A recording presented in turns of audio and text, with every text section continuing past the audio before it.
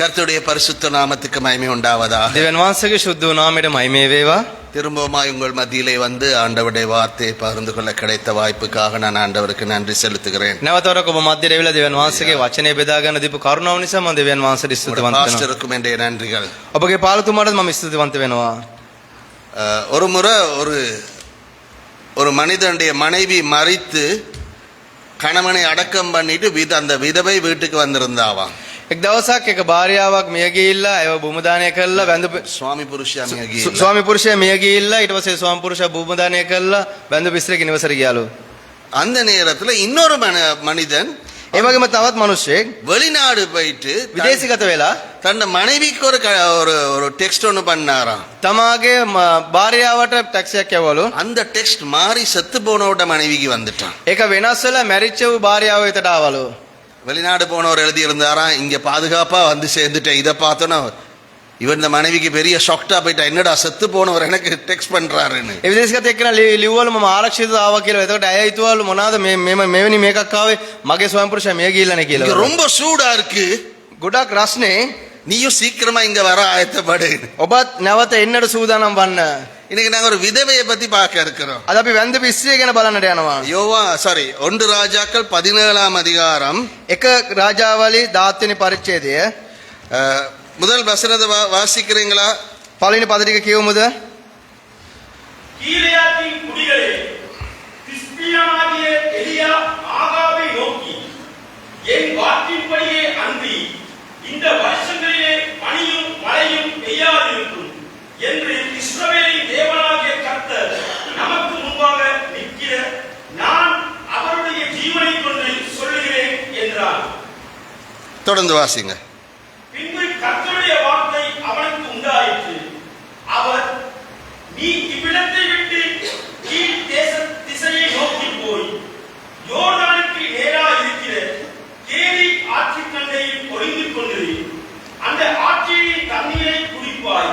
அங்கே உன்னை போஷிக்க காகங்களுக்கு கட்டளையிடுவேன் என்றார். நன்றி, மிக தெளிவா வாசிச்சேங்க. ரைட்.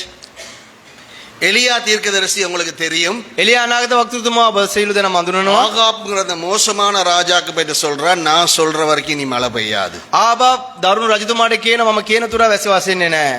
அதனால ஆண்டவர் எலியாவை சொல்றாரு, நீ போய் கேரித் ஆற்றங்கரையில ஒளிஞ்சுக்கொள். ඒ වගේම දෙවියන් වහන්සේ එලියට කියන කේරිබ් ගම් යුරේ කියලා සැඟවෙන්න.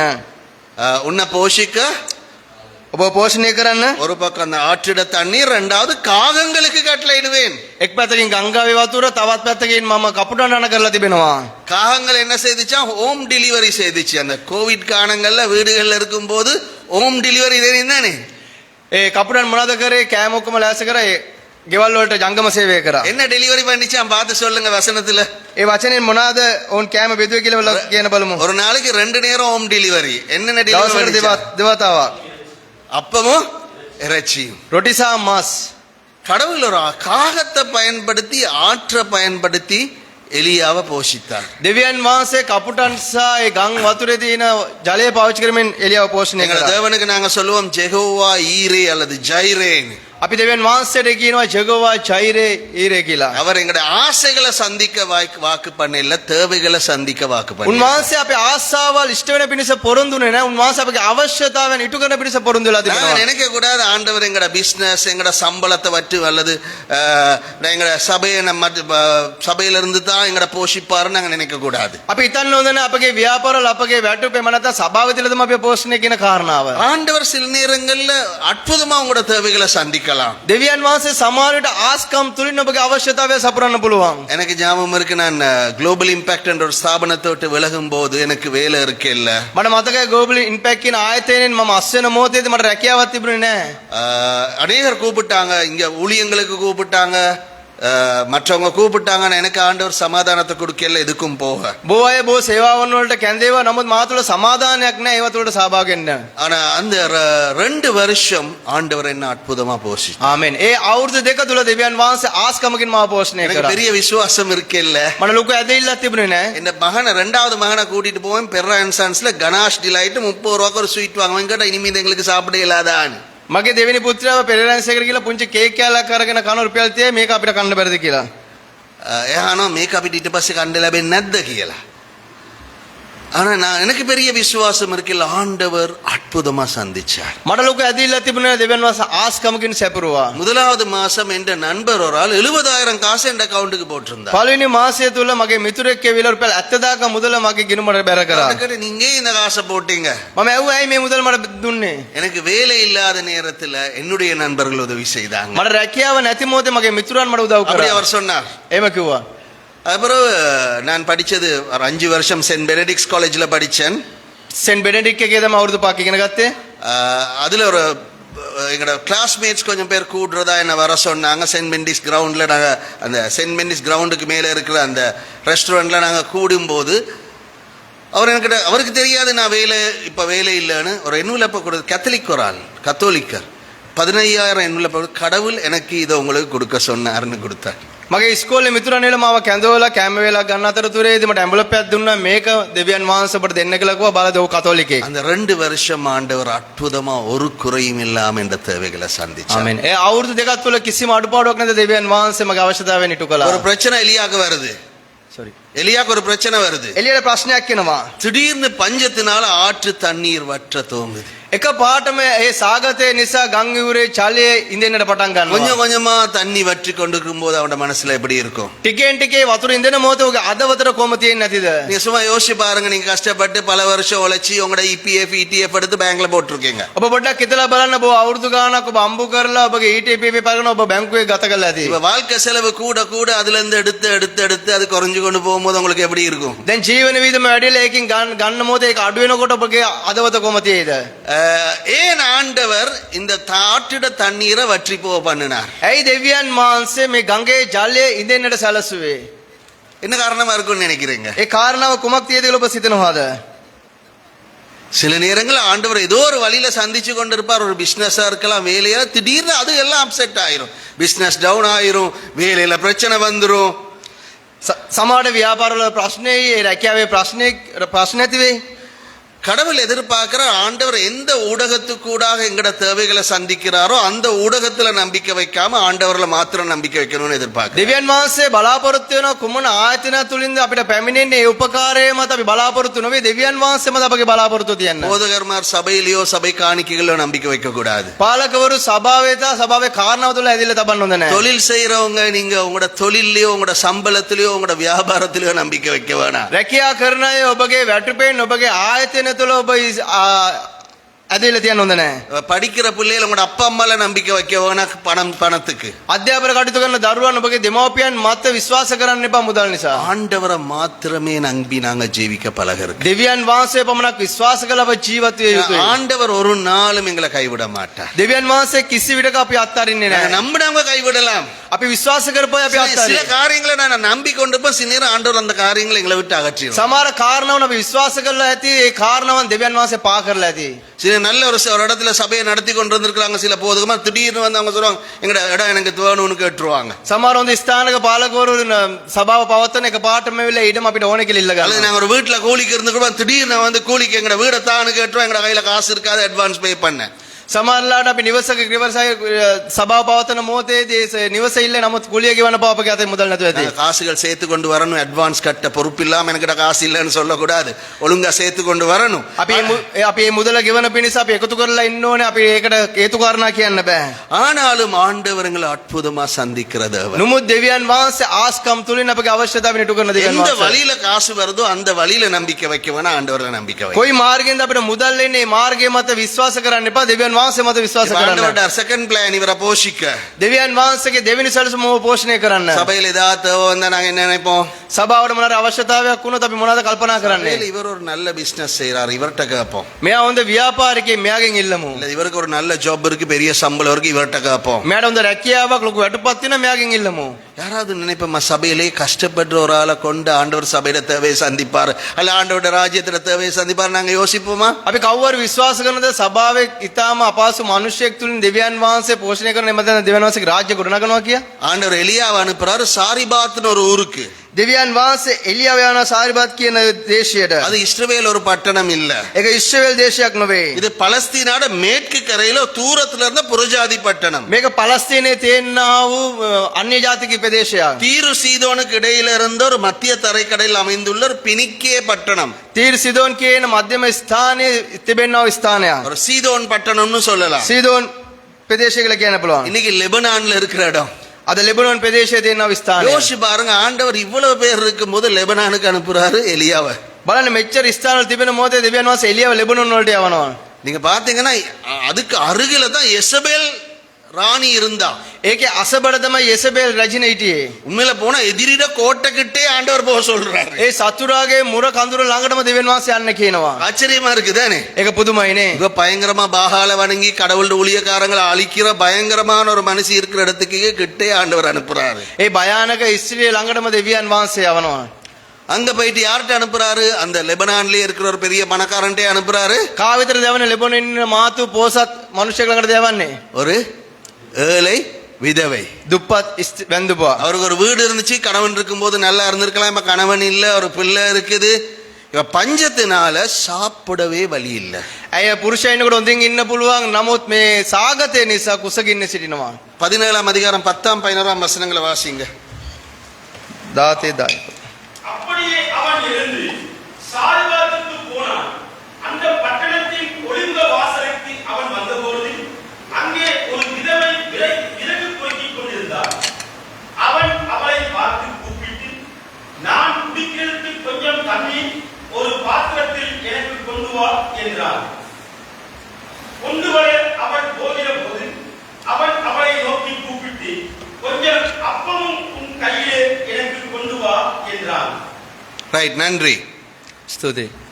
இந்த விதவையோட நிலைமையை கொஞ்சம் மனநிலையை யோசிச்சு பாருங்க. මේ වැන්දුපගේ වාතාවරණය පොඩ්ඩක් කල්පනා කරලා බලන්න. வீட்டுல இருந்து அரிசி மாவு கோதுமை எல்லாம் தீந்துட்டு, නිවසේ තිබ්බ හාල් පිටි සියල්ල අවසන්.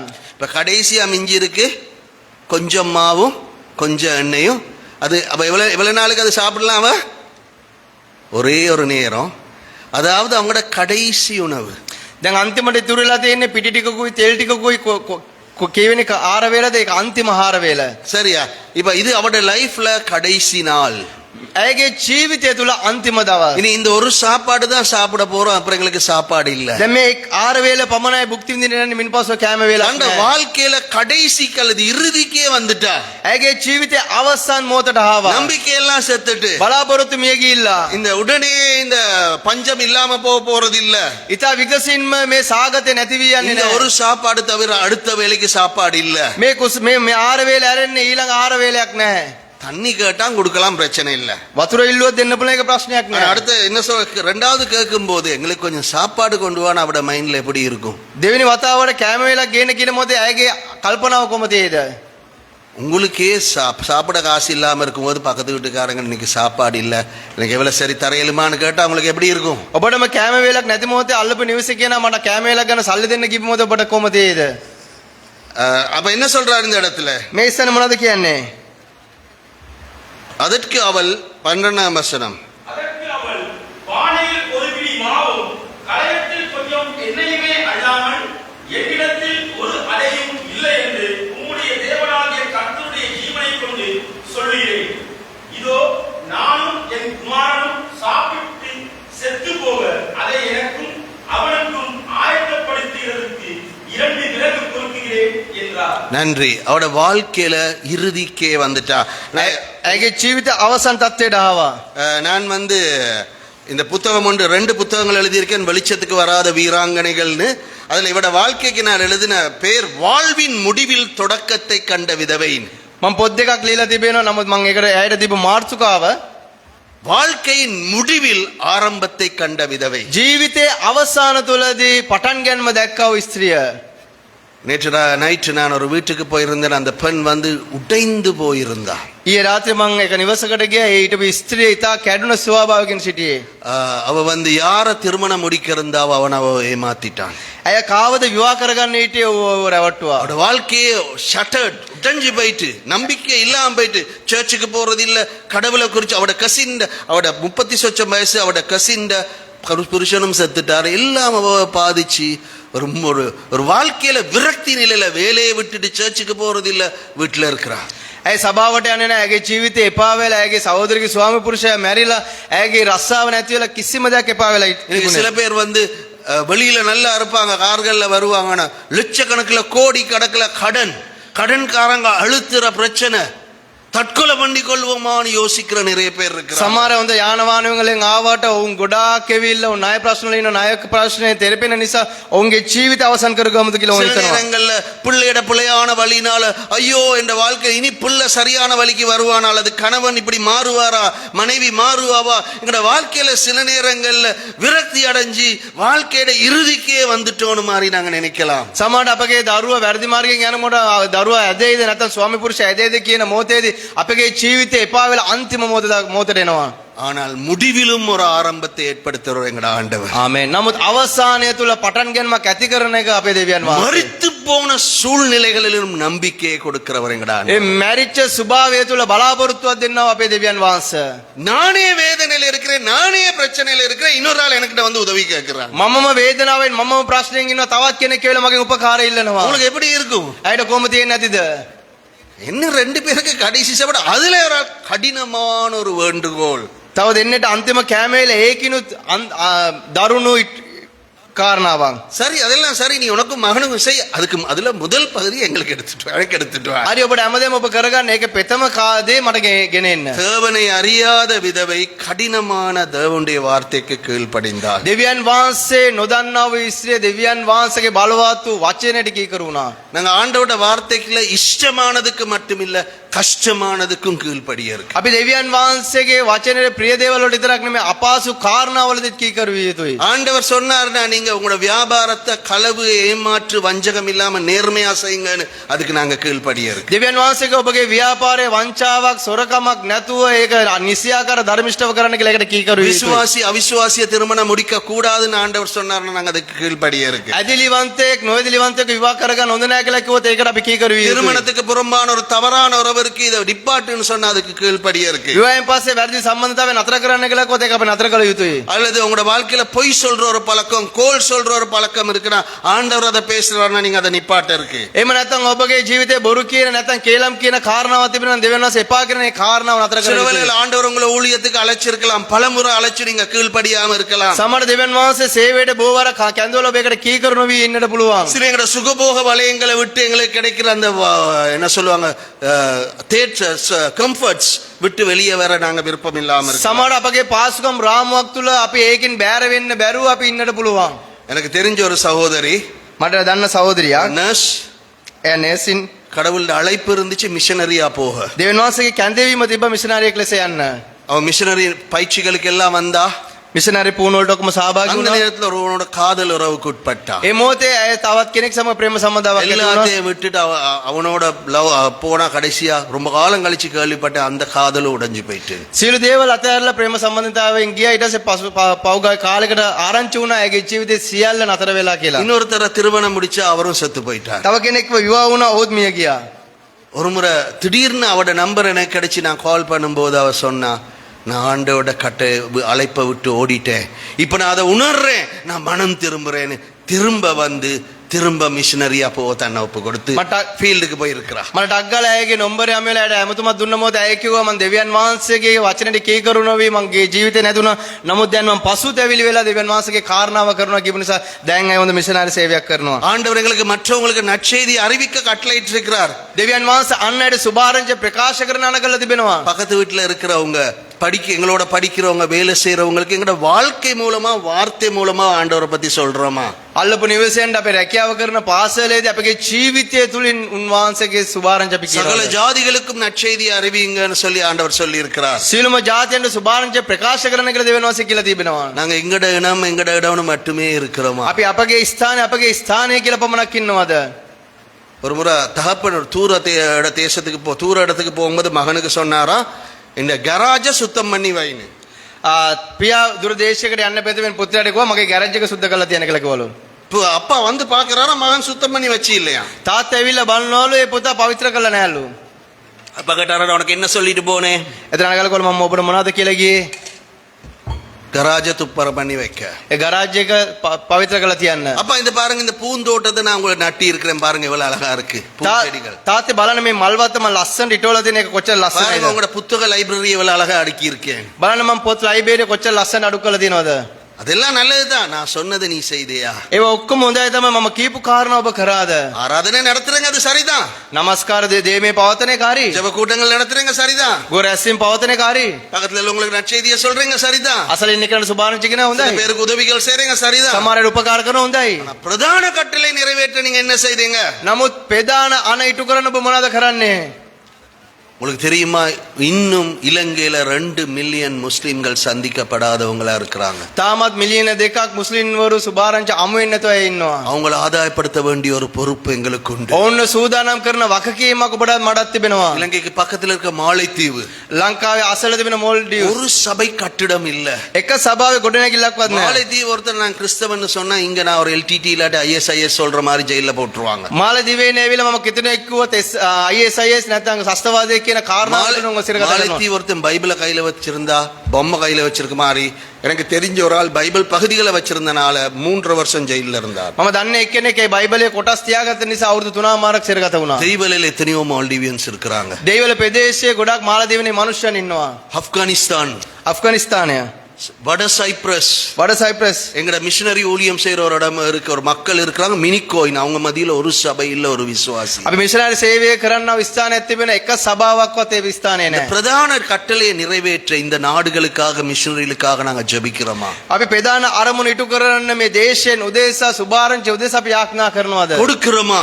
අපි දෙනවද? மிஷனரிகளை எழுப்புறோமா? මිෂනරිවරුන් නැගිටවනවද? எப்ப பார்த்தாலும் ஆண்டவர் என்னை ஆசீர்வதியும், என்ற சபையை ஆசீர்வதியும், என்ற தேசத்தை ஆசீர்வதியும் மட்டுமே ஜெபிச்சு கொண்டிருக்கோமா? හැමෙලම ස්වාමිනී මාව ආශිර්වාද කරන්න, මගේ දර්ශනය ආශිර්වාද කරන්න කියලා නොකඩ අපි කියාගෙන ඉන්නවද? தேவனை அறியாத விதவை கடினமான தேவ கட்டளைக்கு கீழ்ப்படிந்தாள். දෙවියන් වහන්සේ නොදන්නා වූ ස්ත්‍රිය අපහසු කාරණාව තුළදී අය කීකරුණා. தேவனை அறியாத விதவை தேவனுக்கு முதலிடம் கொடுத்தார். දෙවියන් වහන්සේ නොදන්නා වූ ස්ත්‍රිය දෙවියන් වහන්සේට මුල් තැන දුන්නා. முதல்ல கொஞ்சத்தை செய்துட்டு எலியா கொண்டு கொடுக்கிறார். ඉස්සෙල්ලාම ටිකක් කරලා එළියට ගෙනලා දෙනවා. எங்கட அக்காக்கு ஒரு பழக்கம் இருக்கு, அவட தோட்டத்துல என்ன மரம் காவிச்சாலும் முதல் பழத்தை கொண்டு போய் சர்ச்சுக்கு கொடுத்துருவான். පාලකවරයාගේ අක්ක සහෝදරයට පුරුද්දක් තිබුණා, වත්තේ මොන දේ ඵලයේ තිබුණොත් ඒක ගිහලා සභාවට දෙනවා පෙතම ඵලය. நான் என்ன செய்ய, எங்கட பாரு வீட்லயே ஒரு பாலத்தாய் தான் இருக்க, இத ஊழியத்தை கொடுப்போம்னு யோசிச்சு இந்த காய் நல்ல டேஸ்டா இருக்கும்னு நினைச்சு கொஞ்ச நாள்ல பட்டு போயிட்டது. මම මේක සභාවට දෙමු කියලා හිතුවා. නමුත් මේක ගොඩක් රස ඇති කියලා හිතපු මොහොතේ ඒක එම මැලවිලා ගියා. பைபிளை நீங்க பாத்தீங்கன்னா ஆகாய் தீர்க்கதரிசிகளை கடவுளுக்கு முதலிடம் கொடுக்காம மற்ற எல்லா காரியங்களையும் செய்தாங்க. கடிச்சு அவங்க உழைச்சதெல்லாம் பொத்தல் பையில போட்ட மாதிரி போச்சுது. ආගයි පොතේ කියන උන් දෙවියන් වහන්සේට මුල් තැන දෙන්නවද? සියල්ල උන් මග තවත් නිසා ඉස් පොකට්ටුවට දාගත්තාසේ කියලා. ஆண்டவருக்கு முதலிடம் கொடுக்கறோம். சர்ச்சில் நடக்கிற எல்லா ப்ரோக்ராம்லயும் பங்கு பெற்று இல்ல, உங்களோட வாழ்க்கையில தீர்மானங்கள்ல பணத்தை செலவழிக்கிறதுல எல்லாத்துலயும் ஆண்டவரோட சித்தத்தை நாடி ஆண்டவருக்கு முதலிடம் கொடுக்கிறது. දෙවියන් වහන්සේට මුල් තැන දෙනවා කියන සභාවට එන එක විතරක් නෙමෙයි, අපේ ජීවිතේ මුදල් ගනුදෙනු කරන මොහොතේදී අපි ඉන්න ආකාරය හැම දෙයකම දෙවියන් වහන්සේට මුල් තැන දිය යුතුයි. அடுத்தது பார்க்கிற தேவனை அறியாத விதவை தியாகபூர்வமாய் கொடுத்தாள். දෙවියන් වහන්සේ නොදන්නව ස්ත්‍රිය ත්‍යාගවන්තව ඒ සම්පූර්ණයෙන් දුන්නා. 2 பேருக்கு தான் இருக்குது. அதுல இவருக்கு கொஞ்சம் கொடுத்தா சின்ன இவ பட்டினி இருந்தாவோ தெரியல. සමහරට ඒකෙන් පොඩ්ඩයි තිබෙන්නේ අය ඌට දීලා අය කුස්සගෙන හිටියද කියලා දන්නෙත් නැහැ. தியாகபூர்வமாய் பைபிள்ல புதிய ஏற்பாட்டுல தசம பாகங்கிற போதனே இல்ல. සුභාරංචි පොත අලුත් ගිවිසුමේවිල්ලා දසෙන් කොටස ගැන කිසිම දේශනාවක් නැහැ. பழைய ஏற்பாட்டுல அது இஸ்ரவேல் ஜனங்களுக்கு கொடுக்கப்பட்ட உடன்படிக்கை தான் 10ல் 1 ஆண்டவருக்கு கொடுங்க. පරණ ගිවිසුමේ ඉස්රායෙල් ජනතාවට උගන්වපු දෙයක් තමයි දසෙන් කොටසක් දෙන්න. அதை விட கூட கொடுத்தாங்க, காணிக்கைகள் மத்ததெல்லாம் கொடுத்தாங்க. ඊට වැඩියෙන් දුන්නා, පඬුරේ සියල්ල දුන්නා. புதிய ஏற்பாடு நாங்க சட்டத்தை கடந்து நாங்க போக இருக்குது. ඒ අලුත් ගිවිසුම තුළ ඒ නීතිය අභිභවා යුතුයි. புதிய ஏற்பாட்டுல வெறுமனே 10% ஆண்டவருக்கு, 90% எங்களுக்கு இல்ல, 100% ஆண்டவருக்கு சொந்தம். අලුත් ගිවිසුම තුළ 10%ක් 99ක් උන්වහන්සේට 99ක් අපිට 10%ක් උන්වහන්සේට කියන්නේ ඒක සම්පූර්ණම උන්වහන්සේට. நேர்மையா உழைக்கிறோமா, நேர்மையா செலவழிக்கிறோமா, எல்லாத்த குறிச்சு ஆண்டவர் கணக்கு கொடுக்கிறார். අපි ධර්මිෂ්ඨ අම්බු කරනවාද? ඒ ධර්මිෂ්ඨ ගණන් දිය යුතු සෑම කාරණාවම උන්වහන්සේට ගණන් දිය புதிய යුතුයි. ஏற்பாடுல தசம பாகம் போதிக்கப்படல, தியாகபூர்வமா கொடுக்கிறது போதிக்கப்பட்டிருக்கு. අලුත් ගිවිසුම තුළ 10න් කොටස ගැන දේශනා කරේ නෑ, ත්‍යාගවන්තකම දීම ගැන කතා කරා. தியாகபூர்வமா கொடுக்கிறது தசம பாகத்தையும் கடந்து குடிக்கணும். ඒ 10න් කොටස ඊටත් වැඩිය දිය යුතු කියන කාරණාව තමයි ත්‍යාගවන්තකම. பிலிப்பிய சபை வறுமையில வாடின சபை தியாகபூர்வமா பவுல் ஊழியங்களை தாங்கினாங்க. පිලිප්පි සභාව දිලිඳු ආකාරයෙන් ඔවුන් ජීවත් වුණත් ඔවුන්ගේ පවුල්ගේ සේවය තුළද ඔවුන් උපකාරයක් වුණා. மக்கதோனிய சபைகள் அதாவது பிலிப்பி சபை தெசலோனிக்கே சபையெல்லாம் மக்கதோனிய சபைகள் அதை பற்றி சொல்லும்போது அவர்கள் கொடிய தரித்திரமுடையவர்களாயிருந்தும் தங்கள் திராணிக்கு தக்கதாகவும் திராணிக்கு மிஞ்சியும் கொடுத்தார்கள். මකදෝනි සභාවේ ඇවිල්ලා ඔවුන්ට තිබුණටත් අඩුවෙන් ඔවුන් ඒක දුන්නා. நாங்க எப்படி கொடுக்கிறோம்? தசம பாகத்தை நப்பித்தனமா ஆண்டவருக்கு கொடுத்துட்டா எல்லாம் கடமை முடிஞ்சுன்னு நினைக்கிறோமா? අපි කොහොමද දෙන්නේ? ලෝභකමෙන් දසෙන් කොටස දීලා සියල්ල දුන්නා කියලා කියනවාද? பைபிள் இன்னொரு விதவை பத்தி இயேசு சொன்னார் தான், நிறைய பேர் காசு போட்டாங்க. அந்த வயசான விதவை 2 காசை அப்படியே போட்டுட்டான். බයිබලේ තවත් වැඳ මිස්ත්‍රියා කෙනෙක් ගොඩක් අය බොහෝ මුදල් දැම්ම. නමුත් ඇයට තිබ්බ රුපියල් 2 අය දුන්නා. பிலிப்பியரை பத்தி பவுல் சொல்லும்போது சொல்றாரு, நான் உபகாரத்தை நாடா உங்கள் கணக்குக்கு பலன் பெருகும்படினார். எப்படி ஒரு ஆசாரியன் ஒரு பலியை பெற்றுக்கொள்றது போல நான் பெற்றுக்கொண்டேன். එක පූජකයෙක් කොහොමද පඬුරු ලබා ගන්න? ඒ ආකාරයෙන් මම පඬුරු ලබා ගත්තා. ஆண்டவர் உங்களுடைய எல்லா தேவைகளையும் மகிமையான விதத்துல சந்திப்பான். அவங்களுக்கு தான் கொடுக்கப்பட்ட வாக்குத்தத்தம், நப்பியா கொடுக்குறவங்களுக்கு இல்ல. දෙවියන් වහන්සේ සීළු දේවල් වලදී උන්ට සපයනවා කියන කාරණාව ලෝභකමෙන් දෙන අයට නෙමෙයි. ஒரு சபை எங்கட மிஷனரி ஊழியங்களுக்கு மாசம் மாசம் இடைக்கிட காசு அனுப்புறாங்க. එක සභාවක් කියලා විටෙන් විට අපගේ සේවයට මුදල් යවුවා. ஒரு முறை ஓய்வு நாள் பாடசாலையிலிருந்து பெரிய தொகை ஒன்று வந்துச்சு. සබත් පාසලෙන් විශාල මුදලක් ආවා. கவனிக்கிறீங்களா? தூங்குறீங்களா? ඔබ අවධානයෙන් ඉන්නවද? නැත්නම් නිින්දෙන් ඉන්නවද? ஒரு நாள் அவங்கள சந்திக்க போகும்போது நாங்க ஆச்சரியப்பட்டுட்டோம். දවසක් අයව අමු වෙන්න ගිය මොහොතේදී ගොඩක් පුදුම වුණා අපි. அவங்க தியாகபூர்வ சின்ன ஒரு சபை தியாகபூர்வமா எல்லாரும் கொடுத்தாங்க. පුංචි සභාවක් ත්‍යාගවන්තකම උන් ලබා දුන්නා. ஆணிக்க வேளையில போதகரும் மனைவியும் முன்னுக்கு வந்து ඒ පඬුරු වෙලාවේදී පාලකවරයාගේ භාර්යාව ඉස්සරහට ඇවිත් எங்களுக்கு கொடுக்க சொத்துகள் எதுவும் இல்ல, இருக்கிற சொத்தை கொடுக்கிறோன்னு தாலி கொடி அப்படியே போட்டாங்க. අපිට දෙන්න සම්පත් නැහැ, නමුත් අපිට දෙන්න තිබෙන්නව කියන ඒ තැල්ල ඕන එම්ම දුන්නා. ஒரு முறை நாங்க ஸ்கிரிப்சர் யூனியன் போயிட்டு மொரட்டுவேல சுனாமியில பாதிக்கப்பட்ட அந்த பீச் பக்கம் இருக்க சின்ன பிள்ளைகளுக்கு ஒரு விபிஎஸ் நடத்தினாங்க. සුනාමියෙන් පීඩා වුණ පුංචි දරුවන්ට නිවාඩු ගන්න බයිබල් පාඩමක් කරා. அதுல அவங்களுக்கு காணிக்க பட்டியை கொடுக்க, அவங்க காணிக்கை எனக்கு கொடுக்கும்போது எனக்கு ஏற்றுக்கொள்ள மனமே இருக்கல. அவங்களே சாப்பிட இல்லாதவங்க. ඔවුන් පඬුරු පෙට්ටියක් දුන්නේ. පඬුරු පෙට්ටිය මට බාර ගන්න බැරුවගේ ඇයි නම් ඔවුන්ම කෑම වේලක් නැතුව හිටපු මනුෂ්‍යයන්. மிசோராம்னு ஒரு இடத்துல ஒவ்வொரு நாளும் பெண்கள் சமைக்கும் போது ஒரு பிடி அரிசி எடுத்து மிஷனரி ஊழியங்களுக்காக கொடுக்குறாங்க. මිෂනම් කියන දේශයේ කාන්තාවන් උයන මොහොතේදී ආල් මිටක් අරගෙන ඒ මිෂනරි සේවය උදෙසා ලබා දෙනවා. மிஷனரி தேசியாக் නෙමෙයි, இந்தியாவே பிராந்திයක්. ரைட். நாங்க எவ்வளவு காரியங்களை காசுகளை வீணாக்குறோம். අපි කොච්චර දුරට මුදල් අපත වීදම් කරනවද? பக்கத்துல நடக்கிற தூரத்துக்கு 3 வீல் பிடிச்சி தான் போறோம். අසල පයින් යන දුරට අපි ට්‍රීවිල් රථෙන් තමයි ගමන් நடந்து කරන්නේ. போறதா கொஞ்சம் கொழுப்பாது குறைஞ்சிருக்கும். පොඩ නැවිදලා ගියතර තෙල්ලරි අඩු වෙලා ඇති. போனுக்கு ரீலோட் பண்ண எவ்வளவு காசு செலவழிக்கிறோம். ෆෝන් එකට රීලෝඩ් කරන කොතරම් මුදලක් වීදම් மாணவர்கள் කරනවද? சொல்லுவாங்க, ஐயோ எனக்கு கொடுக்க காசு இல்லே. නමුත් ඔවුන් කියන අපිට දෙන්න මුදල් නැහනේ. நான் உங்களுக்கு பாக்கெட் மணி கிடைக்குது தானே, நீ ரீலோட் போடுறீங்க தானே. ඔබ රීලෝඩ් දාන ඔබට සාකෝඩ වීදම් ලැබෙනවනේ. ஆண்டவருக்கு கொடுக்க பழகுங்க. දෙවියන් වහන්සේට දෙන්න පුරුදු වෙන්න. ஆண்டவர் அறியாத மக்கள் ஆண்டவர் அறிய முதலீடு செய்ய பழகுங்க. දෙවියන් වහන්සේ නොදන්නා වූ මනුෂ්‍යයන් දෙවියන් වහන්සේව දැනගන්නා පිණිස ආයෝජනය කරන්න. கல்யாணம் வந்தா கிறிஸ்மஸ் வந்தா புது உடுப்பு வாங்குறோம். විවාහයක් ආවොත් නත්තල ආවොත් අලුත් ඇඳුමක් ගන්නවා. இந்த நண்பர் ஒருத்தர் மதுரையில கோயில்பட்டின்னு ஒரு இடத்துல இருக்காரு. அவங்களோட சபையில அவர் கொடுத்தது, நீங்க இன்னொரு கஷ்டப்பட்ட குடும்பத்துக்கு உடுப்பு வாங்கி கொடுக்காட்டி நீங்க கிறிஸ்மஸுக்கு உடுப்பு வாங்கலான்றார். මගේ මිතුරෙක් කියන මදුරේ ඔව් කිව්ව ඇවිල්ලා ඔබ දුක් වෙන්නව තවත් පවුලකට නත්තල ඇඳුමක් අරන් දෙන්න නැත්නම් ඇඳුමක් ගන්න එපා. நாங்க கடவுளுக்கு கொடுக்கிறது மற்றவங்களுக்கு உதவி செய்யறது முக்கியம். අපි දෙවියන් වහන්සේට දෙන්නේ අනිතට උපකාරයක් කරන පිණිස. දෙවියන් වහන්සේට දෙන්න ඕනේ, අනිත්‍යයට උපකාර කරන්න ඕනේ. இப்ப பக்கத்து வீட்டில் ஒரு பிள்ளை கஷ்டப்படுறா, படிக்க இல்லை, ஒரு டியூஷன் கிளாஸுக்கு நான் ஏதாவது ஒரு சின்ன ஒரு அமௌண்ட்டை கொடுக்கலாமா? நாங்கள் நல்லா சாப்பிடுவோம், நல்லா இருப்போம், பக்கத்து வீடு பட்டியல் இருப்பாங்க, கணக்கு இல்லாமல் இருப்போம். நாங்கள் අසලින් දරුවෙක් හොඳට ඉගෙන ගන්නවා නැත්නම් ටියුෂන් මේක නැත්නම් අපි හොඳට කාලා බීලා කරලා ඉන්නවා. අසලින් ඉන්න කෙනා අපි කිසිම කායම වෙලා இன்னும் சில பேர் இருக்காங்க சோம்பலா இருந்து கொண்டு வேலைக்கு போகாம புருஷன் மட்டும் வேலைக்கு போற, டிவில இருந்து சீரியல் பார்த்துக்கொண்டு எல்லாரும் உதவி செய்யணும். அப்படி ஆக்களை பத்தி நான் பேச இல்ல. සමහර කට්ටිය ඉන්නවා කම්මැලිකමෙන් ටීවී එක බලාගෙන රැකියාවක් කරන්න. එවැනි අය ගැන නෙමෙයි මම කතා எந்த කරන්නේ. முன்னேறக்கும் ஐடியா இல்ல, சோம்பல்ல இருப்பாங்க. அப்படி ஆக்களை பத்தி சொல்ல இல்ல. කිසිම අරමුණක් නැහැ ඉදිරියට යන්න. උන් කම්මැලිකමෙන් තමයි ඉන්නේ. நாங்க எவ்வளவு காரியங்களை காசை வீணா, கேபிள் டிவிக்கு எவ்வளோ செலவழிக்கிறோம், சலூனுக்கு செலவழிக்கிறோம். අපි කොච්චර මුදල් නිකන් නිකරුණේ අපි වීදම් කරනවද සලුන් වලට ඒ වගේ ஆண்டவரை කාරණා அறியாத ஆத்துமாக்கள் ஆண்டவரை அறிய நாங்க எவ்வளவு செலவழிக்கிறோம். දෙවියන් වහන්සේ නොදන්නා වූ ජනතාව දෙවියන් වහන්සේ දැනගන්න පිණිස අපි කොතරම් වීදම් எங்களுக்கு කරනවද கிடைக்கிற வருமானத்துல எவ்வளவு பணத்தை நாங்க நற்செய்தி போகாத மக்களுக்கு கொடுக்கிறோம். எங்கட தனிப்பட்ட சேலரியிலயோ வருமானம், எங்கட சபைக்கு கிடைக்கிறதுல எவ்வளவு வருமானம் ஆண்டவர் அறியாத மக்களுக்கு கொடுக்கிறோம். ஊழியங்களுக்கு අපිට ලැබෙනා වූ වැටුපෙන් එම නැත්නම් අපිට ලැබෙනා වූ සභාව තුළින් අපි කොතරම් මුදලක් අපි දෙවියන් වහන්සේ නොදන්නා වූ සේවාවන් වලට මනුෂ්‍යයන්ට උදව් කරනවද? சில பேர் நீங்க கொடுக்கிறது பணம் மட்டுமில்லை, உங்களோட அறிவை கொடுக்கலாம், உங்களோட உதவி செய்யலாம். සමහරට දෙන්න පුළුවන් ඔබගේ මුදල් පමණක් නෙමෙයි ඔබගේ දැනුම දෙන්න පුළුවන්. உங்களுக்கு நிறைய கபட்ல நிறைய உடுப்புகள் இருக்கலாம், அங்க ஒருத்தர் உடுப்பு இல்லாம இருக்கலாம், உடுப்புகளை கொடுக்கலாம். ඔබගේ කබඩ් එකේ ගොඩාක් ඇඳුම් තියෙන ඇඳුම් නැති මනුෂ්‍යයට ඇඳුම් දෙන්න පුළුවන්. உங்களோட அறிவை கொடுக்கலாம். ඔබගේ දැනුම දෙන්න පුළුවන්. சில பேர் தான் காசு தந்தா மட்டும்தான் கிளாஸ் கொடுப்பேன், அப்படி இல்லை. கிளாஸ் கொடுங்க, காசு எடுக்கிறது பிள்ளை இல்லை. காசு கொடுக்க முடியாத ஒரு ஆள் வந்தா ஃப்ரீயா ஒரு கிளாஸ் கொடுங்க. සමහර අය පන්තියට ගන්නේ මුදල් දුන්නොත් විතරයි. නමුත් මුදල් නැති කෙනෙක් හරි පන්තියට ආවොත් උන් මුදල් නැති කමෙන් හරි උන් උදව් කරන්න. குடு, நான் முந்தி நப்பித்தனமா கொடுத்தேன். ஆனா குடுக்க எப்ப பழகணும் அப்ப அதோட ஆசீர்வாதம் உணர்ந்து. ඉස්සර ලෝභකමින් මම දුන්නා. නමුත් කවදද මම දෙන්න පුරුදු වුණේ? එදා ආශිර්වාදය මම இங்க யாருக்காவது ஏதாவது கொடுக்கும்போது ஆண்டவர் வேற விதத்துல என்ன தேவைகளை சந்தி. මෙතන මම කාටට උපකාර කරනවද දෙවියන් වහන්සේ වෙනත් ආකාරයකින් මට උදව් කරනවා.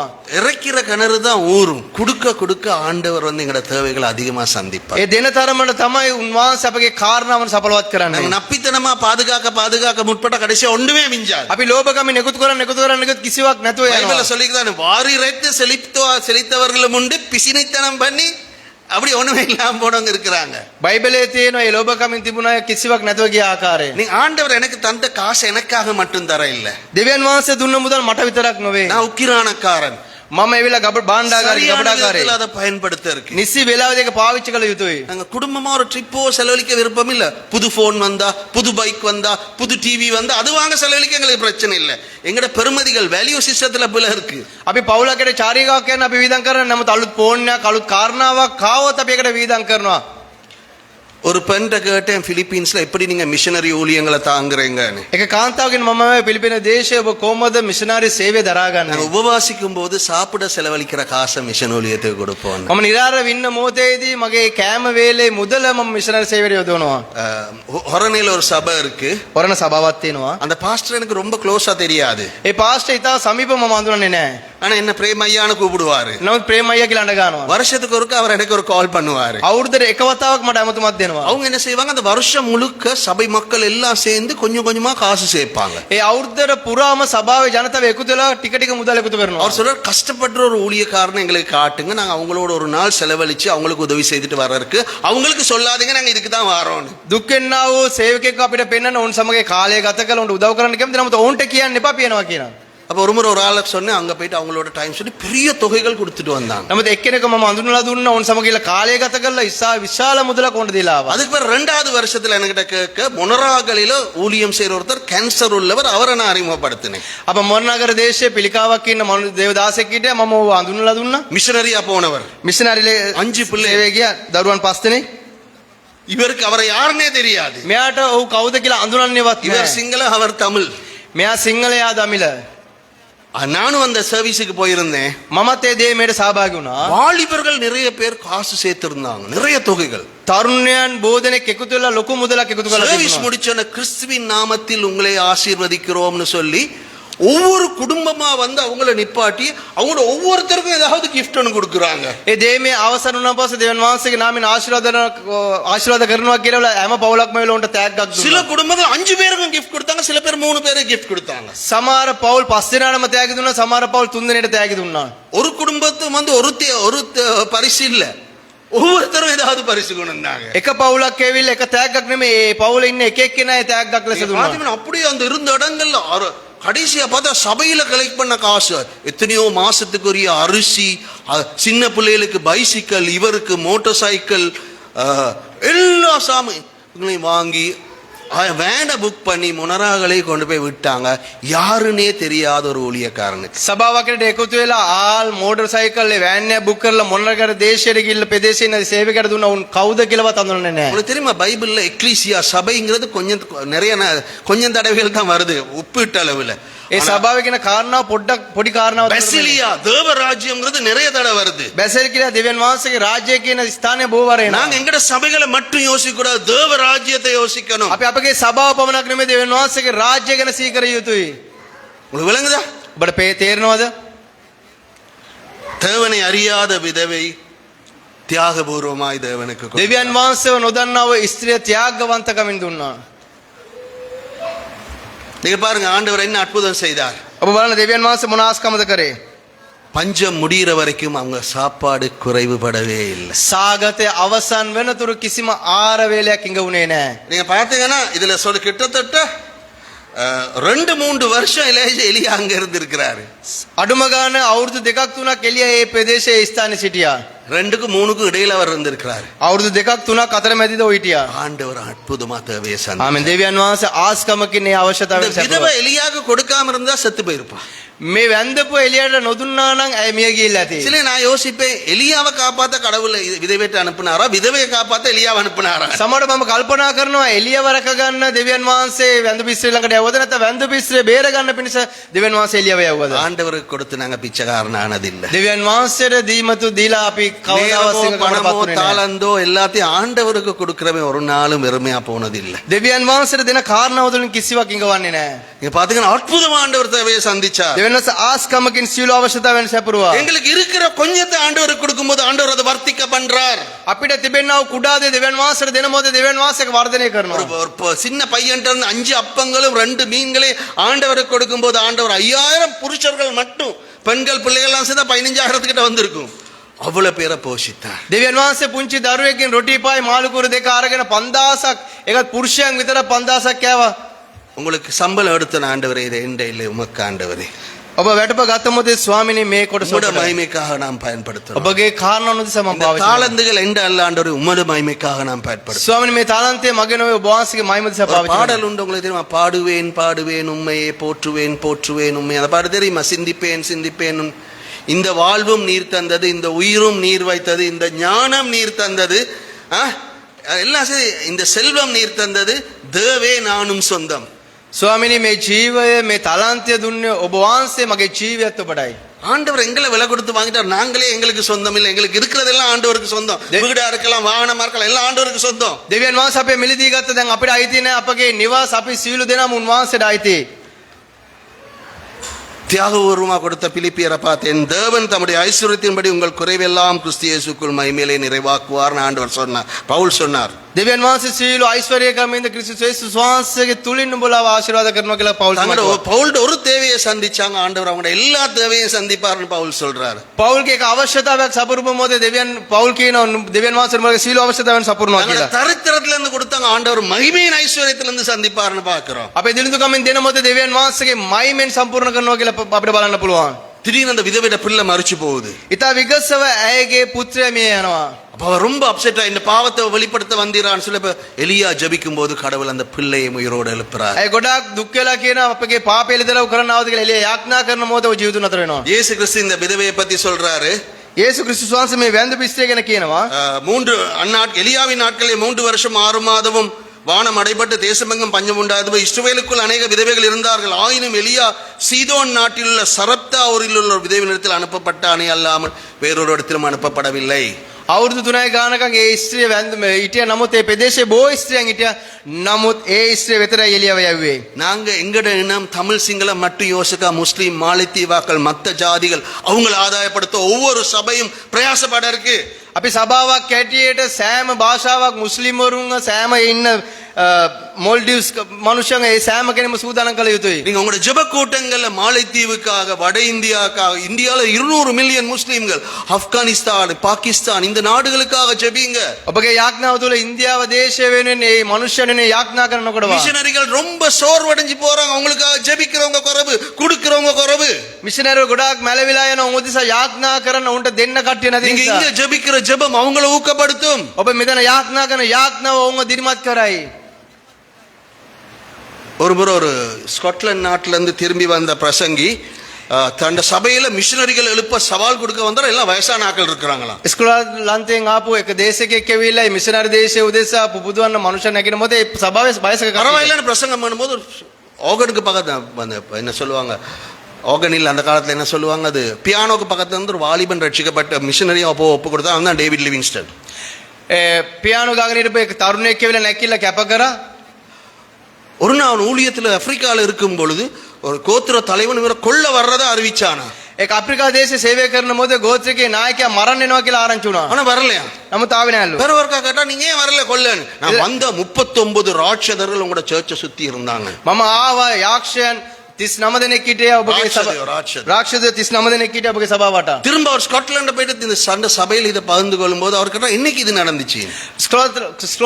ස්කොට්ලන්තයේ ගිහිල්ලා ඔය සභාව තුළ ඒ කාරණා බෙදා ගන්න මොකද කවදද මේ කාරණාව සිදුුනේ? ரெக்கார்ட் எடுத்து பார்த்தாங்களா, அன்றைக்கு 39 பேர் டேவிட் லிவிங்ஸ்டனுக்காக சபையில ஜெபிச்சு கொண்டிருந்திருக்கு. ඕනේ ලයිස්තු ගත කරලා බැලුවලු 39 දෙනෙක් ඒ දේශකයා උදෙසා යාඥා இங்க කරනවා. நீங்க ஜெபிக்கிற ஜெபம் மற்ற நாடுகள்ல மிஷனரிகள் ஒரு அசைவை கொண்டரும். ඔබ මෙතන යාඥා කරන යාඥාව අනිත් දේශවල මිෂනරින් තුර යම් පිබිදීමක් ඇති වෙනවා. எங்கட இனம் எங்கட இடம்னு கடந்து மற்ற இனங்கள் மற்ற ஜாதிகளை நேசிக்க, அவங்களுக்காக ஜெபிக்க, கொடுக்க மிஷனரிகள் அனுப்ப நாங்க முயற்சிக்க இருக்கு. අපගේ ආකල්පය අපගේ විතරක් නොමේ අනිත් අයව සීකරලා උන්ට දිරිමත් කරන උන්ට උපකාර කරන කාරණාවක් හේතුයි. எங்க இந்த விதவையோட வாழ்க்கையில இருந்து எல்லாம் முடிஞ்சதுன்னு நினைச்சதுல இருந்து ஆண்டவர் ஒரு புதிய ஆரம்பத்தை கொண்டு මේ වැන්දි සිටුගේ ජීවිතේ සියල්ල අවසන්ින් කියන මොහොතේ දෙවියන් වහන්සේ පටන් ගැනීමක් ඇති இந்த කරා. வாழ்க்கையில தவறுகளை செய்து பாவ வாழ்க்கைக்குள்ள போயிட்டு இந்த வாழ்க்கையில எல்லாம் முடிஞ்சுன்னு நீங்க நினைச்சீங்கன்னா ஆண்டவர் ஒரு புதிய ஏட்டம் உங்களோட வாழ்க்கையில தொடங்கலாம். මගේ ජීවිතේ පාපෙන් සියල්ල අවසන් වෙලා ගින්න කියනවා නම් දෙවියන් වහන්සේ නව පටන් ගැනීමක් ඔබට තමයි. எங்களுக்கு இருக்கிறத ஆண்டவருக்கு கொடுக்கும் போது திறமையா இருக்கலாம், பணமா இருக்கலாம், தாளந்தா இருக்கலாம், எங்களுக்கு இருக்க நேரமா இருக்கலாம், ஆண்டவர் அதை வர்த்திக்க பண்ணுவார். අපිට තිබෙන කාරණාවන් අපිට මුදල් වෙන්න පුළුවන්, අපගේ තලන්ත වෙන්න පුළුවන්, අපි දෙවියන් වහන්සේට දෙන මොහොතේ දෙවියන් වහන්සේ කාරණාවන් පාවිච්චි කරනවා. ஆண்டவருடைய சந்திப்புகள் ஆச்சரியமானது, தியாகபூர்வமா கொடுக்க பழகுங்க. දෙවියන් වහන්සේගේ අමුවීම මාතු ආස්කමක් ත්‍යාගවන්තකමින් දෙන්න. ஒரு முறை ஒரு சின்னவனுக்கு 7 பொடியும் தொடர்ந்து சப்பாத்துக்காக ஜபிச்சானா அவனுக்கு சப்பாத்து கிடைக்கலையா. පුංචි දිලුඳු ළමයෙක් කියලා සපත්තු දිසා නොකොඩවා යාඥා කරන නමුත් උඩ සපත්තු හම්බුනේ නැහැ. இவ்வளவு ஜபிக்கிறே கடவுள் தரலதானே. මම මෙච්චර යාඥා කරන දෙවියන් වහන්සේ දුන්නේ නෑනේ. கடவுள் யாருக்கோ சப்பாத்தை கொடுத்துட்டார், அந்த நபர் தான் என்கிட்ட இன்னும் கொண்டு வந்து தரல. දෙවියන් වහන්සේ කාටද තව පුද්ගලයට සපත් දෙක දුන්නේ? ඒ පුද්ගලයා තමයි තාමත් මට සපත් දෙක ගෙනල්ලා දුන්නේ நீங்க නැත්තේ. மத்தவங்களோட சப்பாத்துக்களை வச்சு கொண்டிருக்கலாம் இன்னும். ඔබ තාමත් අන් අයගේ සපත්තු තියාගෙන ඉන්න පුළුවන්. கடைசி ஒரு கதையோட இந்த செய்தியை முடிவு கொண்டு வரேன். අන්තිම කතන්දර සමග දේශනාව අවසන් කරන්න. மியன்மார்ல கேரன் ஒரு சமூகம் இருந்துச்சு, மக்கள் இனம். அவங்க மத்தியில அநேகர் கிறிஸ்தவங்களானாங்க. මියන්රාමේ කේර් කියන මනුෂ්‍ය කොට්ටාසයක් හිටියා. ඔවුන් මැද්දේ ගොඩාක් දෙනෙක් කිතුනෝ සිටියා.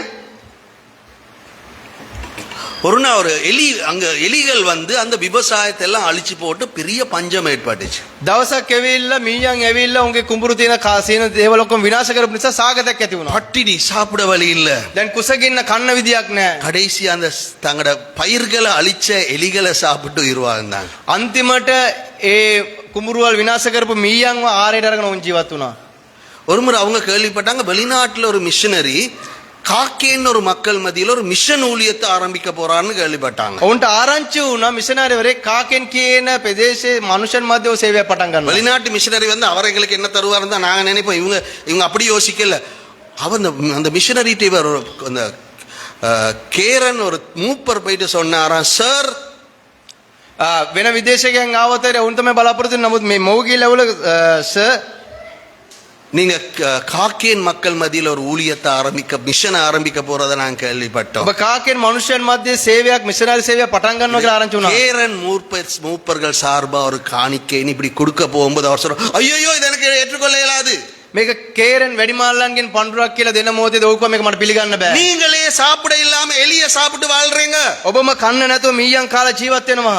அவர் சொன்னார், சார் ඔයාලා සර් நாங்க எலிய சாப்பிட்டு வாழ்ந்துடலாம், අපිට මීයන් කාලා ජීවත් වෙන්න පුළුවන්. காக்கேன் மக்கள் நற்செய்தி இல்லாம வாழ முடியாது. නමුත් කාකෙන් ඉන්න මනුෂ්‍යයන් සුභාරංචියක් නැතුව ජීවත් වෙන්න බෑ. கண்களை மூடுவோமா? අපි ඇස්වාමුද? உங்களோட வாழ்க்கையில அதைரியப்பட்டு